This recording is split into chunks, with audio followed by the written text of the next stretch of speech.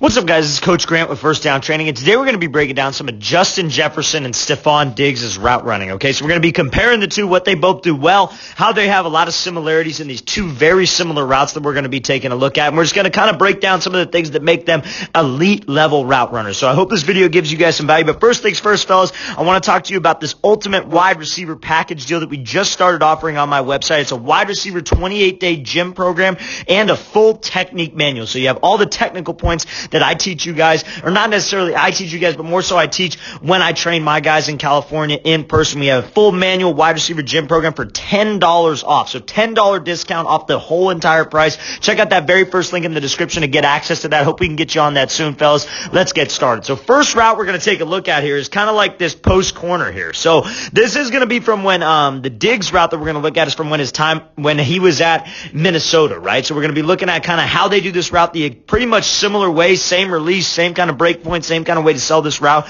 and just what they do and the reason why Jefferson's able to take an inside release on this particular route and why Diggs takes an outside release on this particular route. So same route, same concept, and we're going to kind of break down the key technical points behind it. The line here, right, you see how Jefferson gives this kind of split release right here, right? So this is what we call a split release. So what a split release is when you bring your back foot just pretty much up to your front foot and you just kind of split your feet, right? So you give maybe a little bit of a head fake to the outside. We want to maybe take the inside release of this DB because you see how he's head up right here. So when I take this split release, maybe give him a little head fake to the outside, get him to lean, then let's just go. We push, reduce my shoulder, and then I roll. So you see Jefferson does a great job doing this split release, little head fake to the outside. We want to freeze him, and then what do I want to do? I want to leave him. And you see how he doesn't necessarily dip his shoulder, but he kind of avoids with that shoulder. Anytime you guys do a split release, whichever side that you want to react to, and we're going to see the same thing when we look at Diggs' route, you want to be able to avoid with that shoulder that you're going to that side, right? So if I'm taking this inside release right here, I'm going to avoid with my right shoulder because that's how this DB is going to react. He's going to try to react with this left hand coming over the top, especially if I get him to lean on that outside leg, right? So you see how he just avoids here, then he works to restack, working up to this route, breaks to this post, and now when we're selling this kind of double move, this post corner, post out, if you guys are running like a corner post and out and up, the three key points, right? You guys want to be able to have speed into the break, you want to snap your eyes, and you want to commit your hips and your shoulders. What a DB is looking for is, okay, if I'm expecting a double move, I'm up against a team that runs a lot of double moves, we run a lot of post corners, post outs, out and ups, whatever, into that first break or sluggos, into that first break, like a slug, like if it's a sluggo or a post corner, that post break or that 45 cut, you're looking for if there's any change in speed. If you feel Jefferson go out here and he breaks and he starts to slow his feet down, right? He starts to chop himself down, slow down, raise his pad level up a little bit. We know that, okay, he's probably not going to be running a post. Nobody runs a post like that. So your speed is the most important thing along with your shoulders and your hips. You guys got to commit to the break, right? And your eyes, DB shouldn't be looking at your eyes anyways. The eyes obviously help. The eyes 100% help because that will bring your body there. But it's got to be eyes, hips, and shoulders committed to it and be in full speed, right? Stay in stride. Stay running. Make it believable that you're going on this post. And the only way I'm able to change direction is just by being sudden right here, right? So when I'm running full speed on a break, the only way I'm able to change direction and get back out, especially on a double move route, is being sudden with my feet. If I can be sudden, I can pop that foot in the ground. That decelerates me, but it also at the same time will create explosion. And when you create explosion off that cut, you could explode up to that 45-degree angle break, okay? So let's watch this thing again, full speed one more time. So coming off here, split release, little head fake, take the inside, break this thing off 3 steps, sudden jab, get yourself back out to the outside and accelerate. That's a great job by Justin Jefferson. Now let's take a look at the same route by Diggs. So now he does this kind of like same split release to the inside, and he gives a head fake, does the same kind of split release, but a head fake to the inside now, okay? So now why would he decide to go with this? Why would he want to take an outside release, right?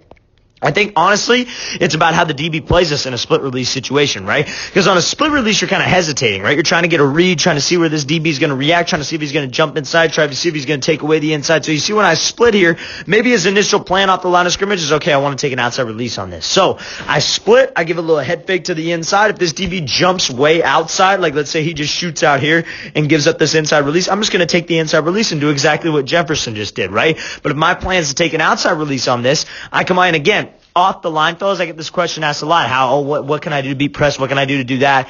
What are some of the things that I need to do to beat press? Having a plan is one of those things, guys. Having a plan and being able to execute that plan, right? But also at the same time, I call it a reactionary plan.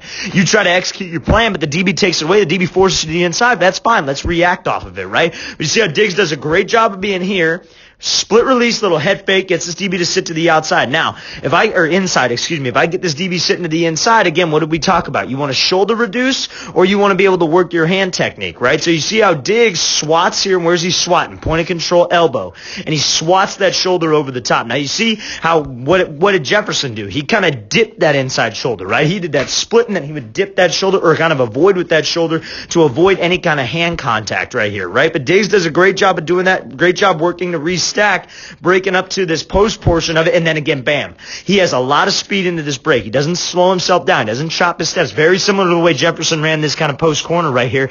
Or in this case, maybe Diggs kind of flattened this out a little bit, so maybe it's like kind of a post out, but it's ultimately the same kind of break, right? So we got to have speed into it again. You see how when Diggs comes off of this thing, he's got speed into it. He's pumping those arms, and there's no indicators. Just a sudden cut. That's the key, fellas. Eyes, hips, and shoulders. No indicator with your pad level. No indicator with your speed. And just be able to drop this thing off right now and accelerate back out to the outside again. And this is a very important part. This is something that Diggs does very well. He creates separation at the top of the break, but you guys got to be able to keep that separation. You guys got to be able to pump those arms. You got to be able to drive out of there and run so we can widen the distance with that DB. So what, I broke his ankle. So what, I got some separation. I got to widen the distance and drive my arms and run out of there. Okay, let's watch this thing again full speed right now. So great job by Diggs doing the same exact thing, but with the outside release, working that hand technique. And again, being sudden is the only way you change direction. So now we're going to be looking at how they like to attack zone coverage. So we're going to be looking at this comeback here from Jefferson, and then we're going to be looking at kind of this stop route from Diggs. So it's very similar to what we saw Jefferson just do. Okay, so now he's working a comeback route. Okay, so when it's a comeback route, especially against zone coverage, what do we want to try to attack? And this is for anybody against zone. You want to try to get to this blind spot, okay? That's the spot that you want to attack, because that's where that DB cannot see you, and we want to threaten that blind spot by selling vertical and trying to force the DB to turn his hips and run out of there, right? So what's something I can do on that? You could do a vertical set. You kind of see this like kind of rocker step here from Jefferson, more so like a vertical set, but you could think of it as a rocker step. So you see how he's bursting up here and gives this little jab to the inside, or not necessarily a little jab. It's like a heavy indicator cut. They call this either a vertical set, or some people might call it a pressure step, okay? I call it a vertical set. Throwing your body to the inside, being sudden with this leg. That gets that DB to kind of think post, maybe sits on it for a second. But how do you guys run a fade when it's zone coverage and when it's off man?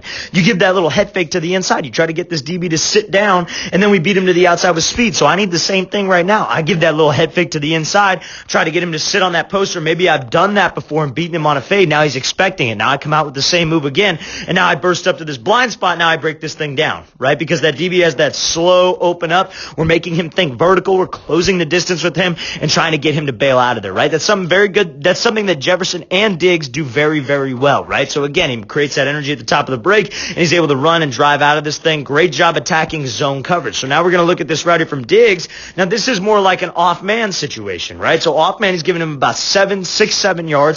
So what do we want to do? What are the key points here? I'm going to play this thing full speed, and then we'll get into this breakdown. So you see how he's running, gives that jab to the inside, same thing, force that DB to turn his hips, and I'm able to break it down. This is more like a stop route, just kind of coming back to the ball right there. And it'd be the same thing if he was running a comeback. It'd be the exact same thing, fellas, and honestly the same thing if he was running a dig, anything where he's got to drop into this break. But it's the technique that we need. It's the technique that all these elite route runners do that you guys need to take home, right? Everybody kind of has their own little different nuances, and a lot of it plays into the system, right? Because you see that this is when Diggs was in Minnesota.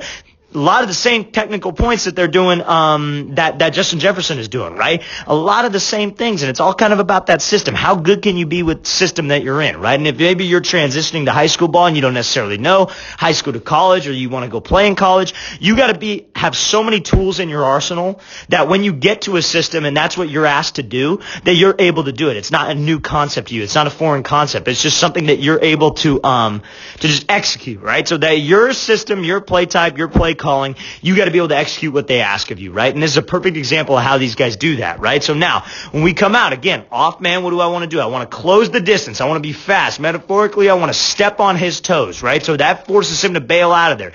Now, I give that move to the inside. Again, how do I run a fade when he's an off man? I give that move to the inside, and then I try to beat him with speed to the outside. I try to get him to sit on a post, sit on an inside breaking route, and then I try to beat him with speed. So now I did the exact same thing. I give him this little vertical set step. I push up vertical. I get that DB to turn his hips and run because what sells fade, or just very similar to that double move that we were talking about, what sells it? Speed, body language, eyes. Everything's telling this DB fade. I want to make him believe fade. So when it is time to drop down, and again, you see how both of these guys, their hips drop low. They're violent with their hips because they know that's the only way they're able to change direction running full speed. If you guys can change direction with your hips and not slow yourself down, watch the separation start to change for you, right? That's what all elite guys have in common. Everybody asks me, oh, what makes a great route runner? Great route runner is somebody who could change direction on a dime, who could sell vertical, who can make this DB believe something and do the opposite, right? But the only way I'm able to change direction on a break where you got to run like a stop route, dig route where you got to break down, comeback route, curl route, you've got to be able to drop your hips violently, and that's what both these guys do. They snap down. They don't beat the drum. They snap down. Right here, this inside leg that Diggs does, that's a snap down. You're dropping your hips aggressively. You're getting your chest forward so you kind of halt yourself. And when I halt myself, I can put myself in a position where I can create some energy and drive out of this break. That's a great job by Diggs working that like pressure step again. Let's watch both of these routes full speed. So you see Jefferson come out, gives that little vertical set, drops those hips violently, and let's run out of it. Let's create acceleration. Again, and against off man, Diggs does the exact same thing, drops this thing off, drops his hips violently to decelerate and explode out of this break. All right, guys, I really want to thank you for watching. I really appreciate it. Again, fellas, if you guys want a $10 discount on our wide receiver gym program and our technique manual, check out that very first link in the description. If you guys have any questions at all, please leave those in the comments. I'll get back to you as soon as possible. I'll see you guys next time.